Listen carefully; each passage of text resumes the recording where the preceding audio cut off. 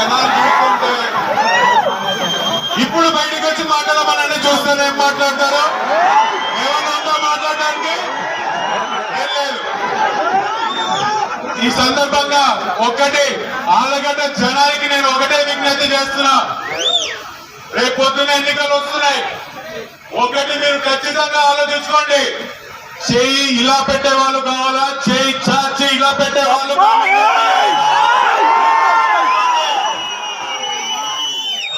ఈరోజు మీరు చూసుకుంటే 2019లో ఎన్నికలు గెలిచిన తర్వాత నుంచి ఇప్పటి వరకు ఎన్నో అవినీతి కార్యక్రమాలు ఈ రోజు ఈ ప్రభుత్వం ఈ కుటుంబం ఇక్కడ చేశారు. అవునా కాదా?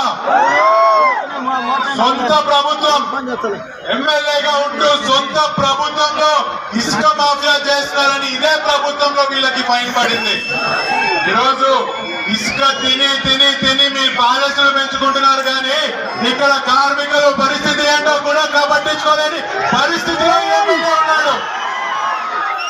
మరి అదే విధంగా మీ అందరికీ తెలుసు ఇదే రోడ్డు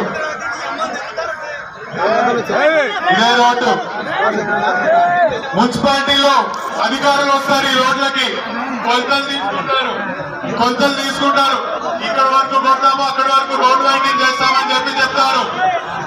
కానీ రేపు పొద్దున మళ్ళీ మున్సిపల్ అధికారులు ఇంటికాడికి పోవాలి. వాళ్ళు పోయి చెప్తారు, అమ్మాయి ఇక్కడ బాగా కొడుతున్నామని.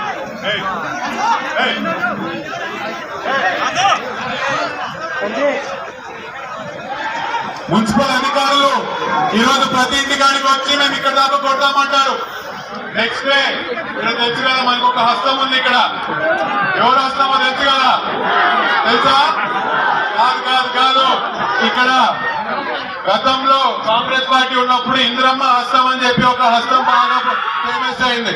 అట్లనే ఇక్కడ కూడా మనకు ఒక హస్తం ఉంది. ఆడికి పోయి ప్యాకేజ్ మాట్లాడుకోవాలా. 1,00,000 రూపాయలు ఇస్తే మెట్లు కొడతారు, 10 రూపాయలు ఇస్తే షాప్ సగం పడగొడతారు. 2,000 ప్యాకేజ్ మాట్లాడితే ఈ షాప్ మరి నాకు తెలిసినంత వరకు 5 సంవత్సరాలు నేను ఆలగడ్డలో తిరిగినా. ఎక్కడ చూడు పంపు చెట్టున్నాడు కూడా వీళ్ళు డబ్బులు వదలకుండా తిన్నారు. వీళ్ళు ఈ రోజు అవినీతి గురించి మాట్లాడుతుంటే దయ్యాలు వేదాలు మాట్లాడినట్టు ఈ రోజు మాకు వినిపిస్తున్నాయి. మరి ఇది ఈ ప్రభుత్వం ఈ కుటుంబం పరిస్థితి ఇది. మరి భూమా పరిస్థితి ఏంటి?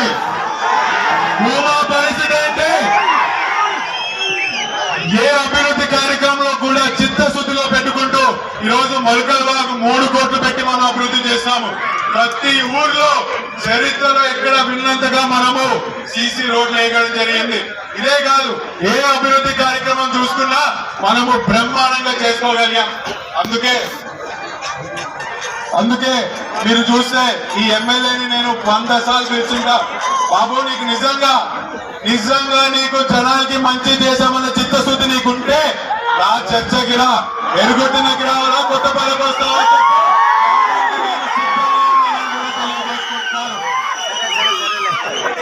మరి ఈ యొక్క ప్రభుత్వం జగన్మోహన్ రెడ్డి గారి ప్రభుత్వం వచ్చిన తర్వాత మొదటిగా ఎక్కువ ఇబ్బంది పడింది నా సోటి యువకులు. ఈరోజు ఎన్నికల ముందు 2,35,000 ఉద్యోగాలు మనకి ఇస్తా అన్నాడు. ఏం మీ పరిస్థితి? ఎవరికైనా ఉద్యోగాలు వచ్చినాయా? ఉద్యోగాలు ఎక్కడైనా వచ్చాయమ్మా? వీళ్ళ భాషలో చెప్పాలంటే ఉద్యోగం రాను రూపన్నమ్మా. గుర్తుపెట్టుకోండి, ఇంకోసారి పొగపాటు కనుక జరిగిందా మన పిల్లల భవిష్యత్తు, మన రాష్ట్ర పరిస్థితి, మన రాష్ట్రాల్లో ఈరోజు మీ ఉత్సాహం చూస్తుంటే నేను ఒకటే చెప్తున్నా, లూటీ నాని బట్టలు సర్దుకోవాల్సిన టైం వచ్చిందమ్మా. ఇక్కడ ఆళ్ళగడ్డ జనాలు ఫిక్స్ అయిపోయారు. ఈ వచ్చే ఎన్నికల్లో ఇక్కడ నుంచి గెలవబోయేది ఈరోజు నేను సందర్భంగా ఎక్కువ అక్క గురించి ప్రతి సందర్భంలో చెప్పినకపోవచ్చు. ఎందుకంటే మా ఇంట్లో మాకు మేము ఎంత క్లోజ్ అంటే దాన్ని బయట ఎట్లా మాట్లాడాలో తెలియక ఇబ్బంది పడుతూ మాట్లాడకపోవచ్చు. కానీ ఇది ఒక మంచి సందర్భం. ఈరోజు ఆళ్ళగడ్డ శివంగిలాగా పేరు తెచ్చుకున్నారు. ఎంతమంది శత్రువులు ఈరోజు